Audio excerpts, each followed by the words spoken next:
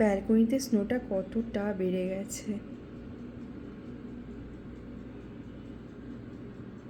সাইকেলটা ছিল পড়ে গেছে, পড়ে গিয়ে তার উপরে স্নো জমা হয়ে পুরো বরফের পাহাড় হয়ে গেছে।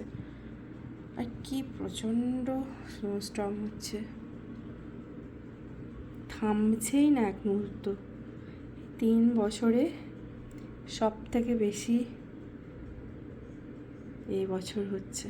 ইমার্জেন্সি না হলে মানুষজন বেরোতেই পারবে না, ইমার্জেন্সি যাদের বেরোতে হচ্ছে অবস্থা পুরো খারাপ হয়ে যাচ্ছে।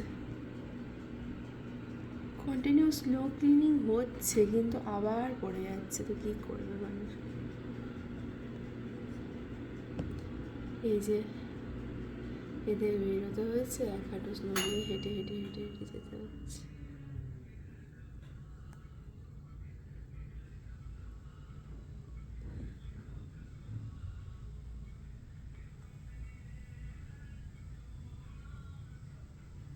কি অবস্থা হয়ে গেছে।